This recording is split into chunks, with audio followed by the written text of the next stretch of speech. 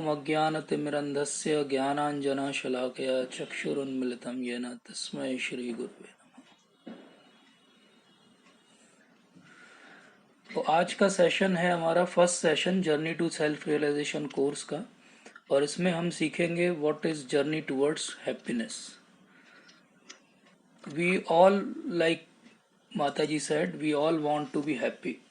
तो मैं आप सबसे पूछना चाहूंगा कि are you happy? We all want to be happy, but are you happy? If answer is yes, then okay, keep doing what you are doing if you are happy. But if answer is no, अभी के समय या पिछले 24 घंटों में एक बार भी अगर आपका आंसर नो है, तो फिर अपने से एक प्रश्न पूछिए, क्या आप सुखी रहना चाहते हैं? और अगर इसका उत्तर है यस, तो ये सेमिनार आपके लिए है।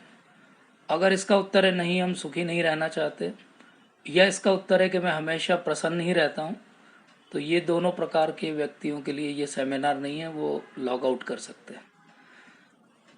तो अब जैसा मैं देख रहा हूँ कि किसी ने लॉग आउट नहीं किया, इसलिए हम सब जो हैं वो इसी कैटेगरी में आते हैं कि हम सुखी रहना चाहते हैं, लेकिन हम हमेशा सुखी नहीं रहते। तो पहले हम देखते हैं कि हम चाहते क्या हैं। हम हर दिन चाहते हैं कि हम सुखी रहें, पर हम ये भी जानते हैं कि हम सुखी नहीं हैं। तो क्या इसका कोई फॉर्मूला है? Everybody is searching for happiness. एक छोटी सी चींटी भी जब एक शुगर क्यूब के पीछे पड़ती है और उसको मुश्किल से अपने घर तक ले जाती है, तो वो भी सुख की खोज कर रही है। और एक बड़ा सा हाथी भी जब टनों भोजन खा लेता है, तो वो भी सुख की ही तलाश कर रहा है। और हम में से हर व्यक्ति जो सुबह उठता है, भागता है, दौड़ता है, जिम जाता है, चाहे वो वहाँ साइकिल चलाता है, चाहे वो साइकिल रिक्शा चलाता है, हर कोई सुख की खोज कर रहा है। तो ये सुख हमें मिलता क्यों नहीं है, या ये सुख हमें कैसे मिलेगा? आज हम बहुत डेप्थ में इसके बारे में बात करेंगे। ध्यान से मेरे साथ बस बने रहिए and you will get lot of insight into this topic.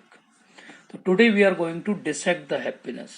Happiness को हम डिसेक्ट करके देखेंगे, जैसे मेडिकल कॉलेज में किसी ऑर्गन को डिसेक्ट करके देखते हैं, जैसे हम किसी डिजीज का डायग्नोसिस बनाने के लिए उसकी गहराई तक जाते हैं, जैसे हम किसी परेशानी का हल ढूंढने के लिए उसकी जड़ तक जाते हैं, ऐसे ही हम आज हैप्पीनेस को डिसेक्ट करके देखेंगे कि ये क्या है, क्यों नहीं मिलती।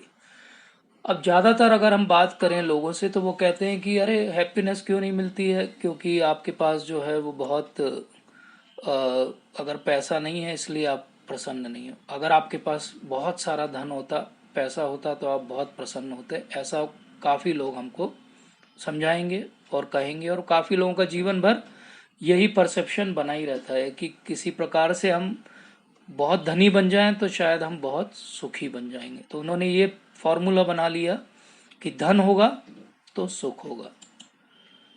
पर होता क्या है, आज मेरे पास जो है, मैंने बहुत प्रयास करके पाया है, लेकिन वो एक पहाड़ है जो मैं चढ़ा हूँ।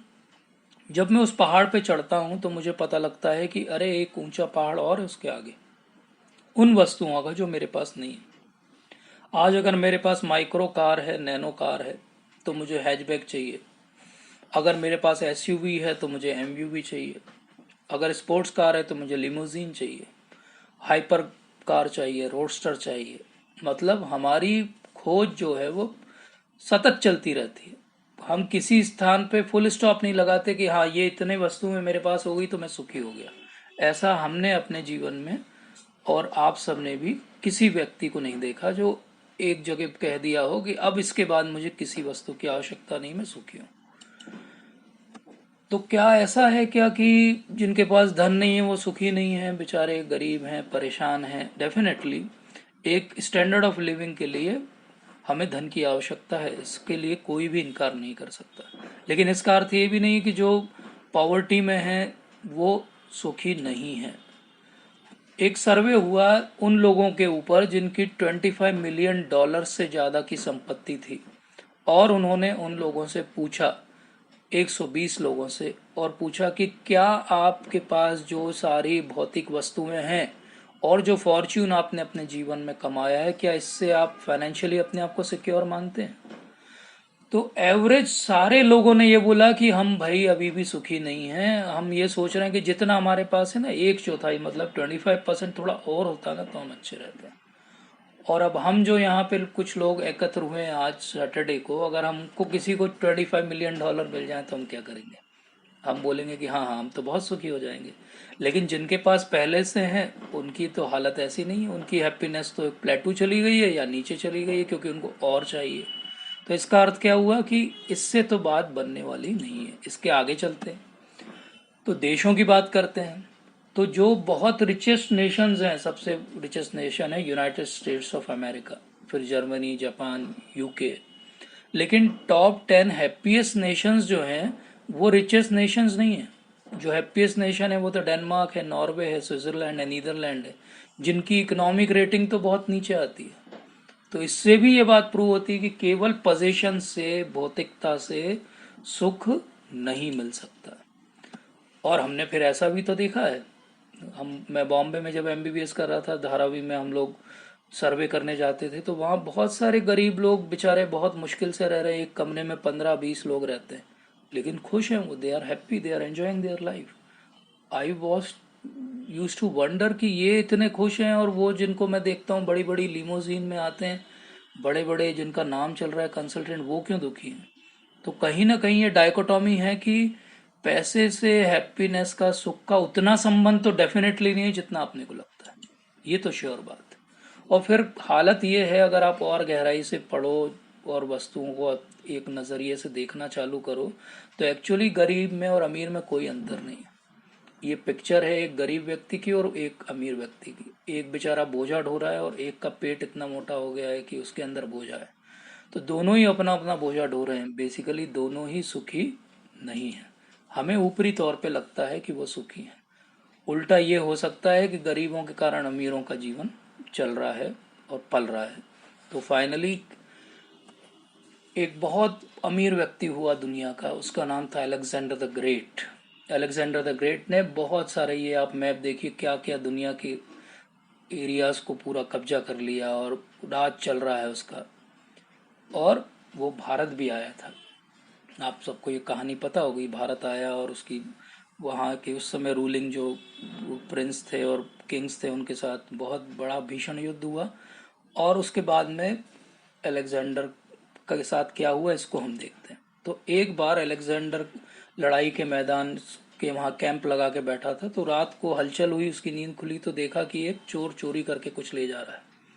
तो चोर चोरी करके ले जा रहा है, तो अलेक्जेंडर को बहुत क्रोध आया, उसने तलवार निकाल ली अपनी, बोले तुम्हारी हिमाकत कैसे हुई हमारे यहाँ चोरी करने की, हम तुम्हारा सर कलम कर देंगे।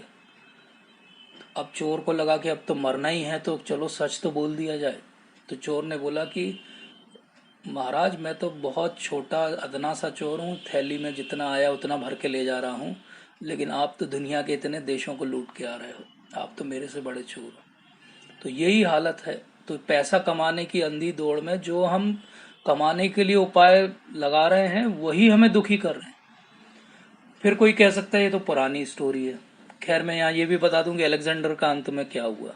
अलेक्जेंडर को अंत में एक छोटा सा मच्छर होता है एनोफिलिस फीमेल, उसने काटा, उसे मलेरिया हो गया और उससे वो मर गया। तो जिस अलेक्जेंडर को दुनिया का कोई राजा हरा नहीं पाया, मार नहीं पाया, उसको इंडिया के एक फीमेल एनोफिलिस मॉस्किटो ने बाइट करके मार दिया। तो हम कह सकते हैं कि ये तो पुरानी स्टोरी है, अलेक्जेंडर तो अब कोई नहीं है, अब तो इंडस्ट्रियलिस्ट हैं, ये तो देश के लिए, दुनिया के लिए कितना कुछ करते हैं। लेकिन आपको एक छोटा सा स्टेटिस्टिक्स में बताता हूँ कि दुनिया के अगर केवल 2150 जो बिलियनियर्स हैं उनको अगर इकट्ठा किया जाए, उन सब की वेल्थ जो है 4.6 बिलियन लोगों से ज़्यादा है।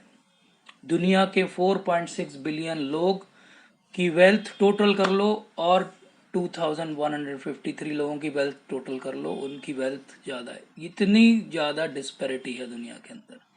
22 रिचेस्ट मैन की वेल्थ अगर इकट्ठी कर लें तो अफ्रीका की जितनी फीमेल्स के पास वेल्थ है उसको टोटल कर लें, उसके बराबर हो जाएगी।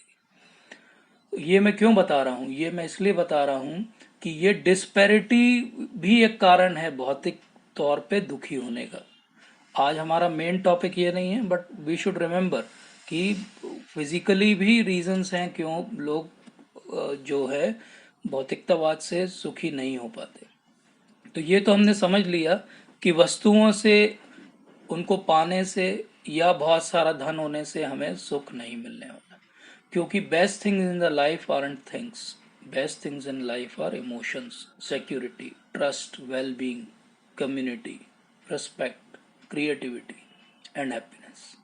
इनमें से कोई भी वस्तु आपको अमेजोन पे नहीं मिलती कि आप जाएं और अमेजोन पे जो है कार्ट में ऐड कर दें कि मुझे ट्रस्ट भेज दीजिए थोड़ा सा, मुझे सोसाइटी में रिस्पेक्ट चाहिए, 1 किलो रिस्पेक्ट तोल देना। ये कोई भी वस्तु जो हमें सुख देगी वो किसी भी दुकान पे नहीं मिलती है। तो फिर आती है बात, अरे ठीक है कोई बात नहीं, मैंने देखा है बहुत फेमस लोग हैं उनके आगे पीछे लोग खड़े रहते हैं। बॉम्बे में आप जाओगे, अमिताभ बच्चन की एक झलक देखने के लिए लोग सुबह से शाम तक उसके बंगले के बाहर खड़े रहते हैं, शाहरुख खान की झलक देखने के लिए। तो ये क्या है? इससे तो सुख मिलता होगा, पावर से, फेम से, इन्फ्लुएंस से। आजकल सोशल इन्फ्लुएंसर होते हैं लोग। तो इनको आप सब जानते होंगे, ये सुपरमैन, बहुत सारी मूवीज में उन्होंने सुपरमैन का रोल किया। और फाइनली वो एक जगह जा रहे थे और वहाँ पे वो हॉर्स राइडिंग कर रहे थे, वहाँ से गिर गए बेचारे और उनकी स्पाइन में इंजरी हो गई और जीवन भर के लिए उनको पैराप्लेजिया हो गया, अर्थात वो कमर के नीचे से अपंग हो गए और बाकी पूरा जीवन उन्होंने व्हील चेयर पे बिताया। तो इससे भी हमें पता लगता है कि फेमस होने से हमारी हैप्पीनेस जो है वो गारंटीड नहीं हो जाती।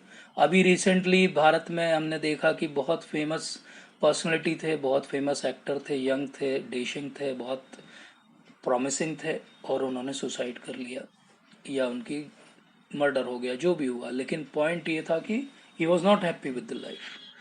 तो पावर, फेम, इन्फ्लुएंस से भी हैप्पीनेस नहीं मिल सकती, थोड़ी देर के लिए मिल सकती, लेकिन पावर हमेशा आपके पास नहीं रहेगा। 5 साल बाद अगली बार चुनाव में आप नहीं जीतोगे। फेमस आप हमेशा नहीं रहोगे।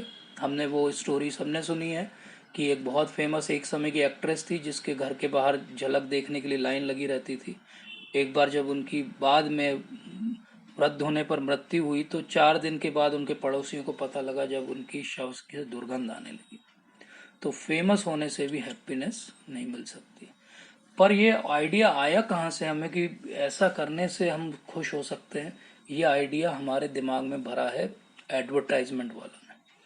आप किसी भी एडवर्टाइजमेंट को देखिए, ये मैंने डेलिबरेटली बहुत पुराना कोक को कोला का ऐड लगाया है, बहुत पुराना जब प्रिंट ऐड चला करते थे, कि तब भी उनका एक क्या था कि एक फैमिली दिखाई है जो बहुत खुश है। अब बस बाकी आप प्रोडक्ट कुछ भी डाल दीजिए इसमें, आपको सीमेंट का भी ऐड करना है, एक हैप्पी फैमिली दिखाइए।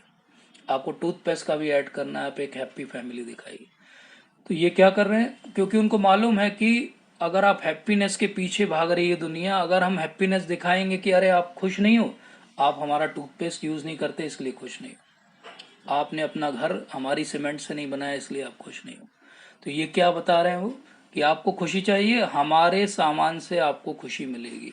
बट हम देख चुके हैं कि किसी भी एडवर्टाइजमेंट से या किसी भी भौतिक वस्तु से सुख नहीं मिलने वाला। तो होता क्या है फिर? ऐसा हो जाता है, नो रिजल्ट फाउंड। अरे हैप्पीनेस ढूंढ रहे थे, गूगल पे डाला गिव मी हैप्पीनेस, हमने रिजल्ट क्या मिला? No result found, page not found. तो अब क्या करें? तो अब कुछ और करना पड़ेगा। तो हैं हमारे लिए मोटिवेशनल स्पीकर्स और बहुत सारी सेल्फ हेल्प की किताबें। चिंता छोड़ो, सुख से जियो, stop worrying, start living, how to win friends and influence people, motivational speakers. लेकिन मोटिवेशनल स्पीकर क्या खुद सुखी हैं? क्या वो खुद प्रसन्न है? क्या उनकी लाइफ कैसी है?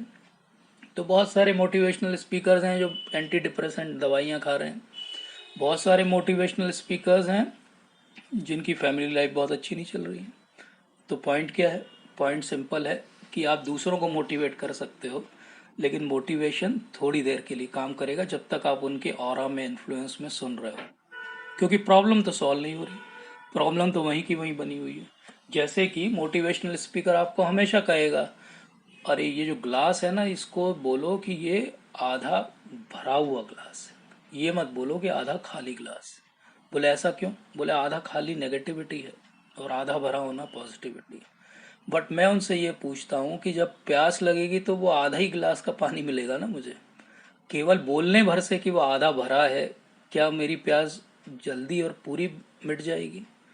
तो ये केवल शब्दों का जाल है, शब्दों के जाल से कोई सुखी नहीं हुआ। अगर सुखी होता तो दुनिया में सेल्फ हेल्प की एक ही पुस्तक होती बस, लेकिन ऐसा नहीं है। हर दिन हर साल हजारों पुस्तकें निकलती हैं। क्यों निकलती हैं? मतलब पिछली पुस्तक में कुछ गड़बड़ी थी, मतलब कि सुख यहाँ पर नहीं है। और फिर ये तो थे कम से कम वी विल टीच यू। अब आते हैं लोग we will cheat you. Bengali Baba ji, Bengali Baba ji, all world open challenge, समस्या कैसी भी हो जड़ से खत्म, भारत सरकार से भी मान्यता प्राप्त, गोल्ड मेडलिस्ट, कोई भी काम मुश्किल नहीं, उसे करने वाला चाहिए। इनका व्हाट्सएप नंबर भी आप में से किसी को चाहिए तो मैं दे दूंगा। पॉइंट इज कि बंगाली बाबा जी के पोस्टर सब जगह लगे हुए हैं और इन्हीं के पास हर चीज का सॉल्यूशन है।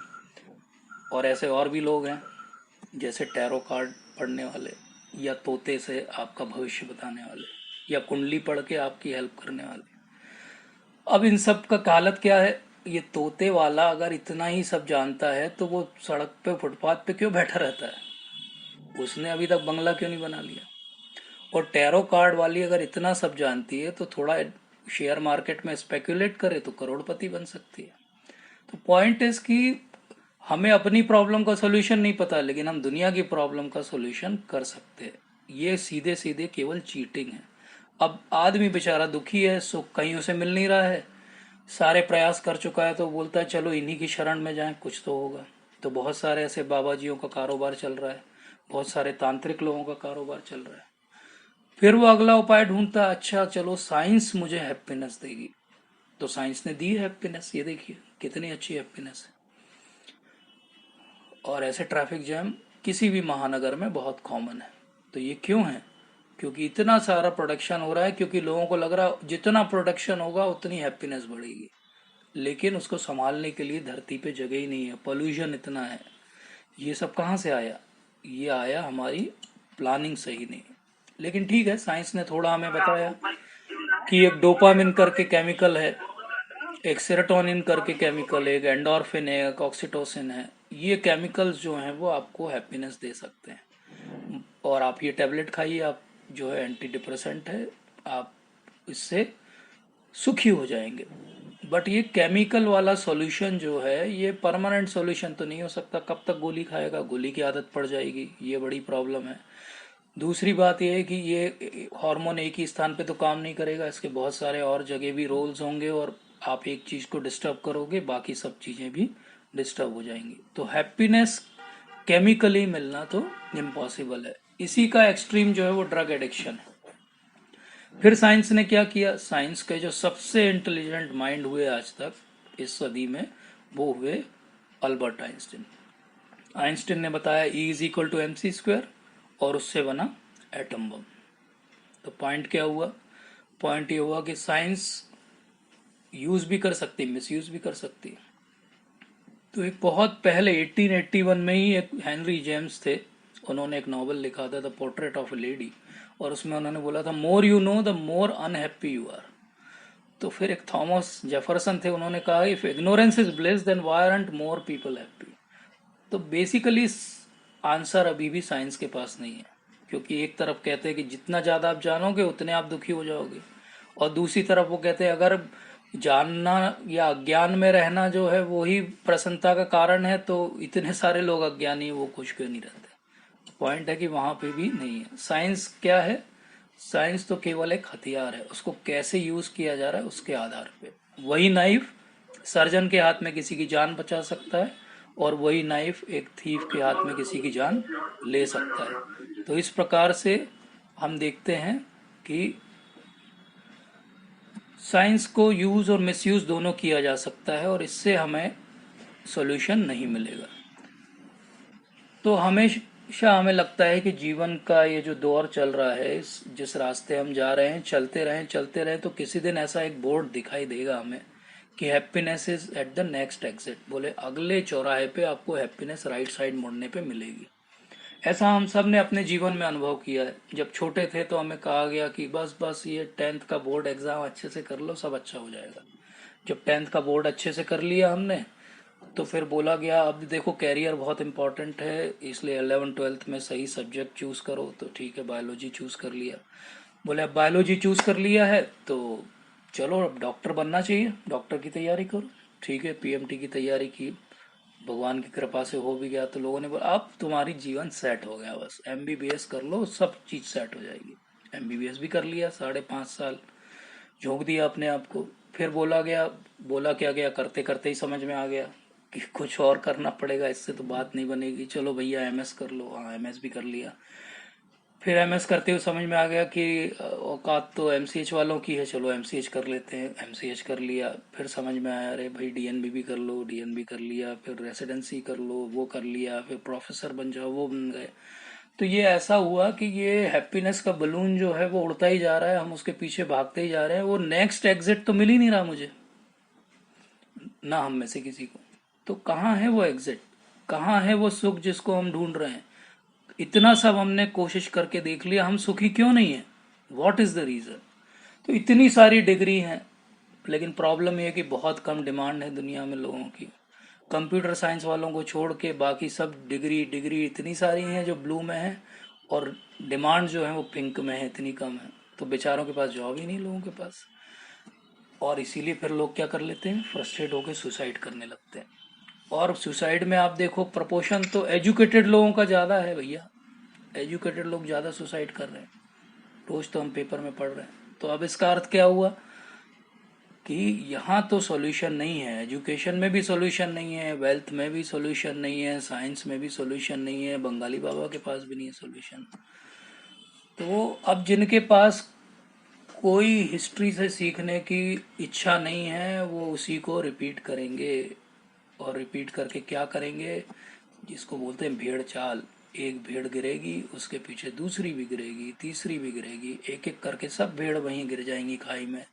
लेकिन आखिरी वाली भेड़ भी ये प्रश्न नहीं पूछेगी कि मैं इनके पीछे क्यों चल रही हूँ, मुझे तो इंडिपेंडेंस है, मैं इससे अलग जा सकती हूँ, वाई एम कॉपीइंग।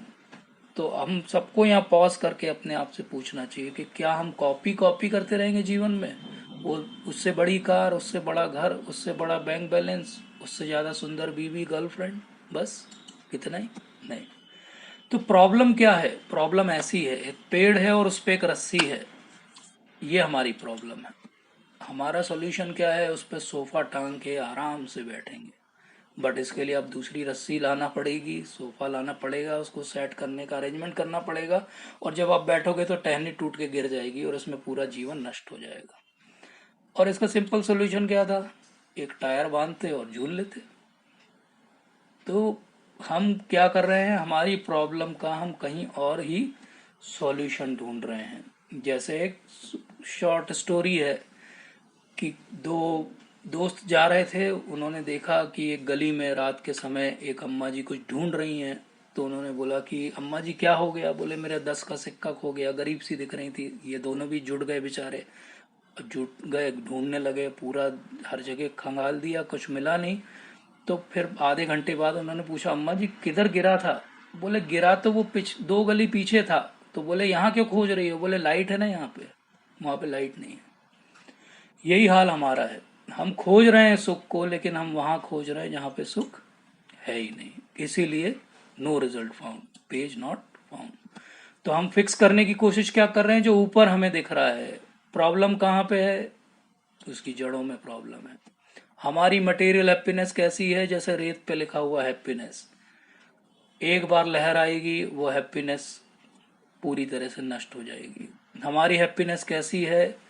जैसे कि रेगिस्तान के अंदर हमें मिराज दिखता है, पानी दिखता है, लेकिन वहाँ पानी होता नहीं है। तो रोज हमें कई लोग मिलते हैं, कलीग्स मिलते हैं, पूछते हैं हाउ आर यू। हम भी रटे हुए रोबोट जैसे बोलते हैं I am fine, no problems, how are you, okay I am also fine. ये बोलते बोलते I am fine, I am fine, हम यही भूल गए कि फाइन होना होता क्या है एक्चुअली, और हमारी प्रॉब्लम का कारण कहाँ पर है। आज हम बात करेंगे कि क्या रियल प्रॉब्लम है जो हमें सुखी नहीं होने देती हैं। तो ऐसी कौन सी प्रॉब्लम हो सकती है जो हमें सुखी नहीं होने देती है?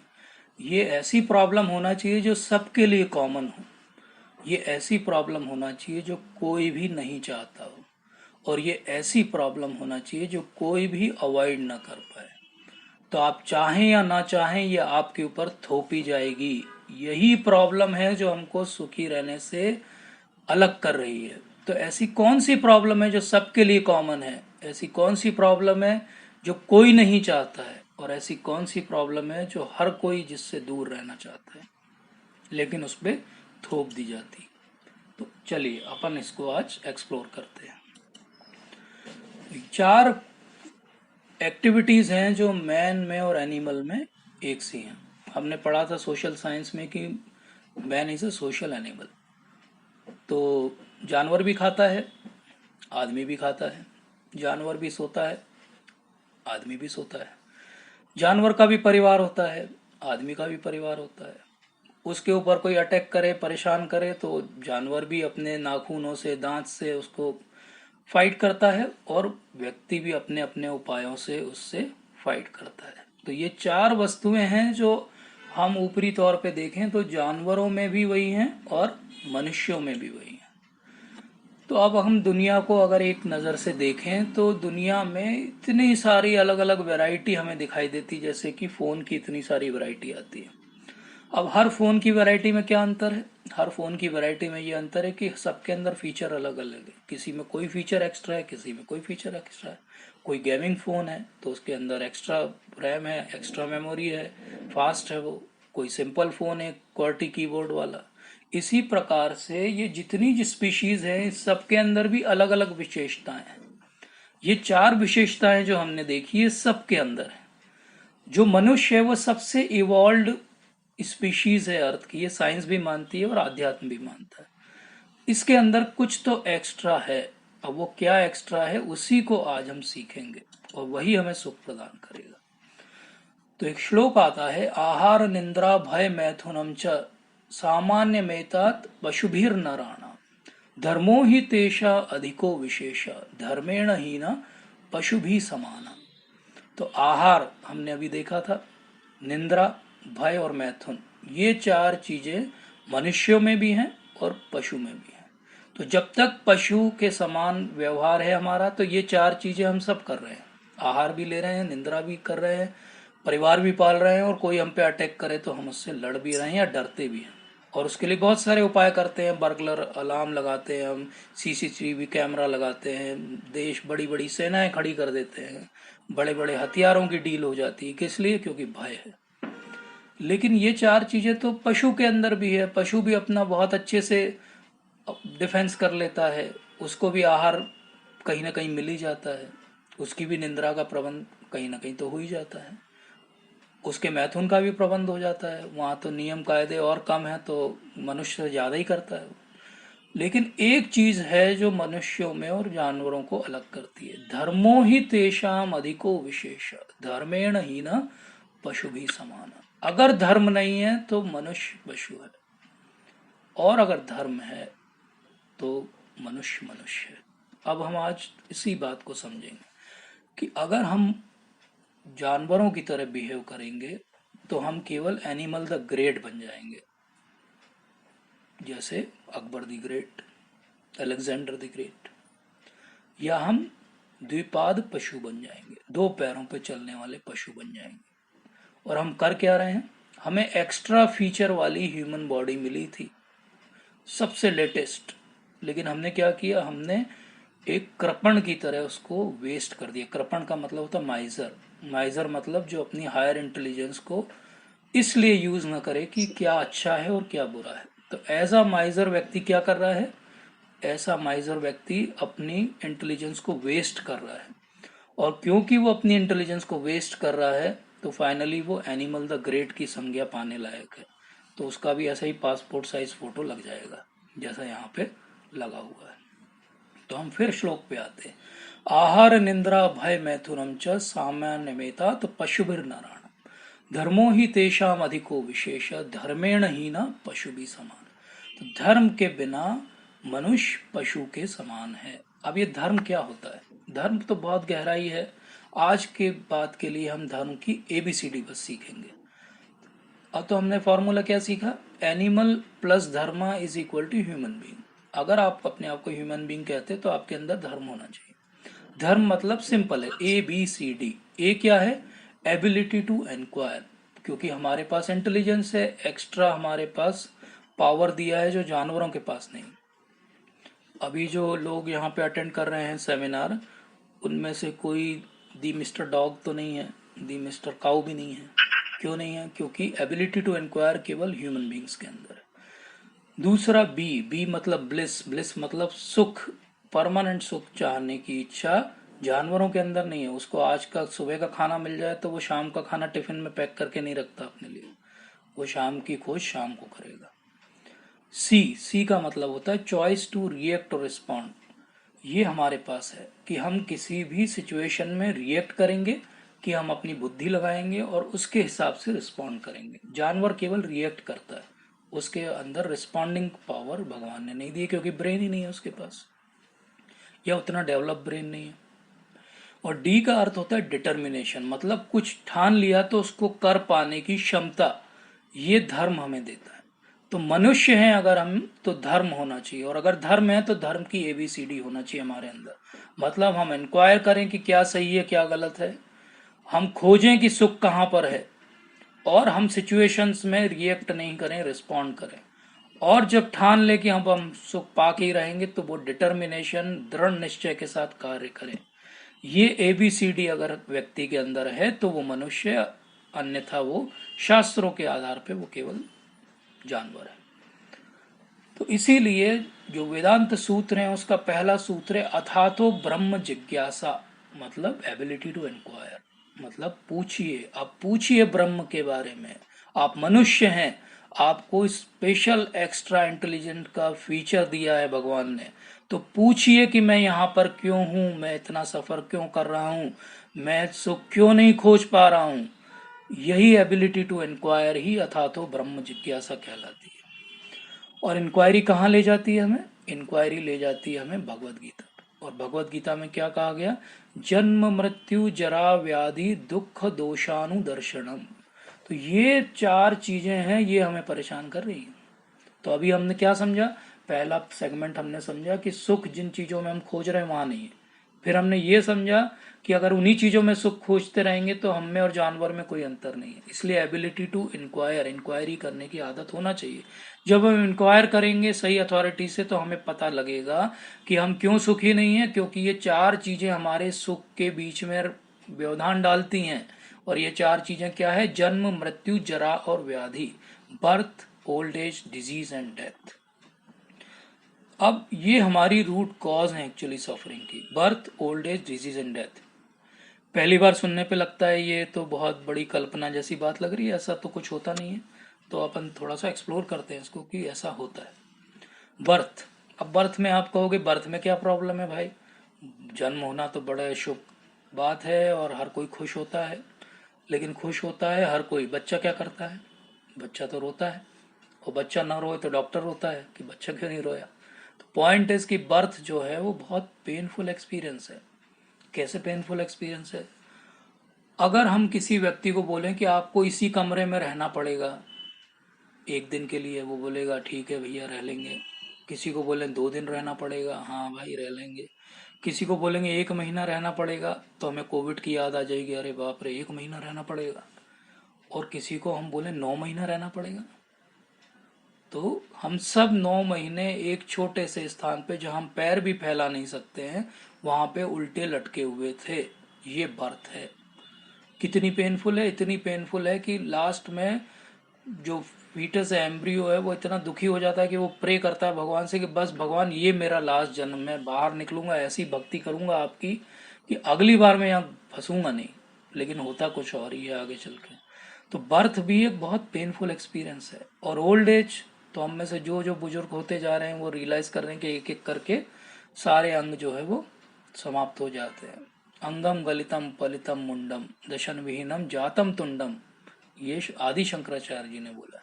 मतलब कि एक एक अंग गलता जाता है, शरीर का चेहरा का जो तेज है वो समाप्त होके वो चूसे हुए आम जैसा हो जाता है। ये होती ओल्ड एज।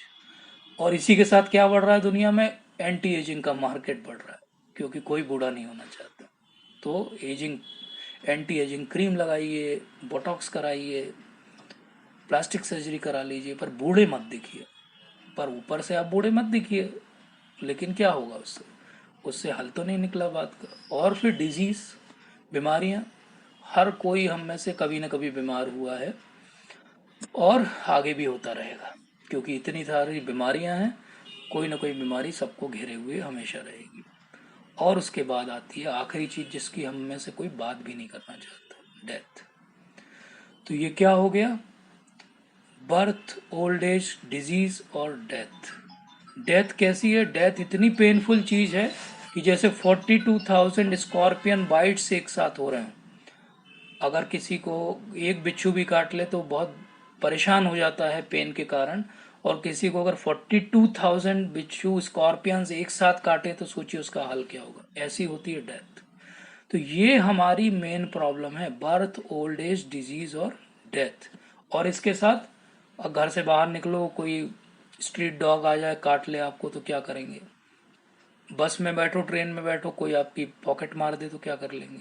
और फिर अभी कोरोना तो है ही, थोड़े बीमार पड़ो तो कोरोना की जांच कराओ, और सब कुछ ठीक है तो पता चले बाढ़ आ गई है, तूफान आने वाला है, सूखा पड़ने वाला है, वॉल्केनो फूटने वाला है, टॉर्नेडो आने वाला है, सुनामी आने वाली है। अर्थात हर तरफ आसपास कुछ ना कुछ प्रॉब्लम तो चल ही रही है। और इनको क्लासिफाई अगर हम करें तो तीन ब्रॉड कैटेगरी में कर सकते हैं। एक है आध्यात्मिक, ये मिजरीज जो हमारे मन से और शरीर से उपजती है। एक आदि भौतिक, जो कि दूसरे लोग हमें देते हैं, जैसे बेचारे अलेक्जेंडर को एक मच्छर ने काट लिया। और आदि दैविक, जो कि नेचर से आती हैं, कैलेमिटीज से आती हैं, देवताओं से आती हैं, जिन पे हमारा कोई भी कंट्रोल नहीं है। तो ये तीन मिजरीज, मतलब आध्यात्मिक, आदि भौतिक और आदि दैविक, ये तीनों परेशानियां और हमारी बर्थ, ओल्ड एज, डिजीज और डेथ, ये ऐसा मिक्सचर बनता है जीवन का कि हमें सुख मिलता नहीं। बट फिर आप कहोगे नहीं ऐसा तो नहीं, मैं कभी कभी सुखी भी रहता हूँ। बात बिल्कुल सही है, आप सुखी रहते हो, लेकिन वो कैसा सुख है? वो ऐसा सुख है जैसे पुराने समय में जब कोई चोर पकड़ा जाता था और राजा के सामने पेश होता था तो राजा उससे पूछते थे कि क्या तुमने चोरी की है, तो वो सच नहीं बोलता था। तो सच बुलवाने का एक तरीका हुआ करता था, और तरीका ये होता था कि उसको नाव में बैठा के बीच नदी में ले जाते थे और उसका मुंह उल्टा लटका के उसका मुंह पानी में अंदर डाल देते थे, और वो तड़पने लगता था सांस लेने के लिए, सांस लेने के लिए तड़पने लगता, और जस्ट जब मरने वाला होता था तो उसको खींच के ऊपर निकाल लेते थे। तो वो गहरी सांस लेता था एक बार, और उसको लगता था अरे इससे बड़ा सुख तो कुछ भी नहीं हो। जैसे ही वो सांस लेता था उसको वापस पानी में डाल दिया जाता था, और फिर से वो तड़पने लगता था, फिर उसको ऊपर निकाला जाता, जब तक कि वो ये मान नहीं लेता था कि उसने चोरी की है। हमारा भी हाल यही है। बहुत सारे आध्यात्मिक, आदि भौतिक, आदि दैविक क्लेशों के बीच में जो पॉज आता है उसको हम सुख समझते हैं, और ये बहुत ही विडंबना की स्थिति है। तो ये सारे ताप तरह, ये तीन तरह के ताप जो हैं वो हमको परेशान किए ही रहेंगे, हमेशा रहेंगे। अमेरिका में भी टॉर्नेडो आते हैं, और अमेरिका में भी एक ही उस समय वार्निंग वेदर डिपार्टमेंट देता है कि तुरंत सारे तटों को खाली करके मेनलैंड पे आ जाइए, क्योंकि इतनी साइंटिफिक एडवांसमेंट के बाद भी उनके पास कोई उपाय नहीं है। जापान में भी जब वॉल्केनो इरप्ट होता है, अर्थक्वेक आता है, तो एक ही वार्निंग सिग्नल बजता है कि सब लोग अपने अपनी जान बचाइए, सुरक्षित स्थान पे पहुंचिए, हम कुछ नहीं कर पाएंगे। तो इन ताप त्रयों के आगे किसी का बस नहीं चलने वाला। तो अभी तक इंक्वायरी से हमने क्या समझा? अभी तक इंक्वायरी से हमने समझा कि हमारे सुख के बीच में जो रोड ब्लॉक है वो हमारी बॉडी है, और हमारी ये जो तीन बॉडी के कारण हमारी लिंक है दुनिया से, ये ताप जो तीन है ये है। एक्चुअली हम क्या हैं? एक्चुअली हम आत्मा हैं, और हमारा कार्य क्या है? असत्य से हमें सत्य की तरफ जाना है, अंधकार से प्रकाश की तरफ जाना है, और मृत्यु से अमरता की ओर जाना है। ओम अस्तो माँ सदगमय तमसो माँ ज्योतिर्गमय मृत्योर माँ अमृतम गमय, ये हमारा कार्य होना चाहिए। और हम कर क्या रहे हैं? हम तो उल्टा ही कर रहे हैं। सत्य से हम असत्य की ओर जा रहे हैं। बचपन में हमें सिखाया जाता है सत्य बोलो, हम असत्य की ओर चले जाते हैं। प्रकाश से हम अंधकार की ओर जा रहे हैं, और अमरता से हम मृत्यु की ओर जा रहे हैं। जब रास्ता ही उल्टा है तो हमें सुख कहाँ से मिलेगा? तो किसी भी स्पिरिचुअल ऑर्गेनाइजेशन में आप जाओगे, जैसे महात्मा बुद्ध ने क्या बोला कि जो इच्छा है, डिजायर है, वही सफरिंग्स का कारण है। और चाणक्य पंडित ने क्या बोला कि अगर धर्म का पालन करोगे तो आप सुखी रह सकते हो। सुखस्य मूलम धर्म। तो धर्म जो है वो सुख का मूल है। तो हो क्या रहा है, हमारी बर्थ है, हमारा एक जीवन है, फिर हमारी डेथ है, ये चक्कर में हम गोल गोल गोल गोल घूम रहे हैं। इस चक्कर से जब तक बाहर नहीं निकलेंगे हमें परमानेंट हैप्पीनेस नहीं मिलने वाली। अब परमानेंट हैप्पीनेस कैसे मिलेगी? क्योंकि हमें पहले अपना एम क्या है, ह्यूमन लाइफ का मिशन स्टेटमेंट क्या है, हमारा करना क्या चाहते हैं, जाना कहाँ चाहते हैं, यही नहीं पता है। ये ऐसा हो गया जैसे हम गए प्लेटफॉर्म पे और जो पहली ट्रेन दिखी उसमें बैठ गए। हमने ये पूछा ही नहीं कि वो ट्रेन कहाँ जा रही है, कहाँ ले जाएगी, रुकेगी नहीं रुकेगी, हमें कहीं रास्ते में उतार दिया जाएगा। यही हालत हमारी है। हम जीवन जी रहे हैं लेकिन हमें पता नहीं कि जीवन का एक्चुअली ध्येय क्या है।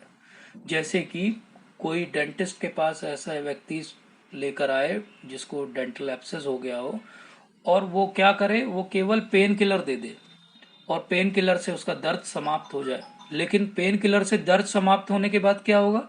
पेन किलर से दर्द समाप्त हो जाएगा उसका, लेकिन उसका हल प्रॉब्लम का नहीं निकलेगा। रूट कॉज पे इलाज करना पड़ेगा, नहीं तो अंदर ही अंदर प्रॉब्लम बढ़ती जाएगी। तो हमें करना क्या है? हमें सिंपल काम करना है। साइंस हमें हाउ के बारे में आंसर कर रहा है, how this thing works, how that thing work, how this phenomena occurs. How का आंसर साइंस के पास है, लेकिन वाई का आंसर स्पिरिचुअलिटी के पास। तो आज से हम केवल इतना करें कि हाउ की बजाय वाई के क्वेश्चन पूछने लगे। Why this is happening to me, why I am not happy. Why प्रश्न पूछने लगे, हमें उत्तर मिलने लगेंगे। सिंपल है। तो प्रॉब्लम सॉल्व करना है तो हमें वाई के क्वेश्चन पूछने पड़ेंगे कि क्या अल्टीमेट गोल है मेरे जीवन का, मैं कौन हूं और मैं कहां से आया हूं, मुझे कहां जाना है। ये जो हमारे सेशंस हैं इसमें हम एक एक करके इन्हीं सब प्रश्नों के उत्तर ढूंढने का प्रयास करेंगे। तो अभी हमने क्या समझा कि हमने इंक्वायरी की, तो इंक्वायरी से आखिरी में ये बात रिजल्ट निकल के आया कि ये तीन चीजें, आध्यात्मिक, आदि भौतिक, आदि दैविक, और बर्थ, ओल्ड एज, डिजीज और डेथ, ये चार चीजें को मिला के हमारे रोड ब्लॉक हैं, हमारे सुख के बीच में आड़े आते हैं। तो ये क्या हो गया? हमारी बॉडी के कारण हो गया। तो उसको याद करने का तरीका क्या है? बॉडी, BODY, B से बर्थ, O से ओल्ड एज, D से डिजीज और Y से यमराज। तो ये बॉडी ही हमारी सारे दुख होने का कारण है। ये बॉडी ही हमारे सारे दुख का कारण है। तो अब हम यहाँ पे पॉज लेंगे और मैं आप लोगों से रिक्वेस्ट करूंगा कि आप में से जो भी आगे मैं कुछ क्वेश्चंस पूछूंगा उनके उत्तर अपने अनुभव से और आपने जो भी अभी तक ज्ञान अर्जित किया है उससे देना चाहेंगे तो most welcome to all of you. पहला प्रश्न, टाइप ऑफ हैप्पीनेस क्या?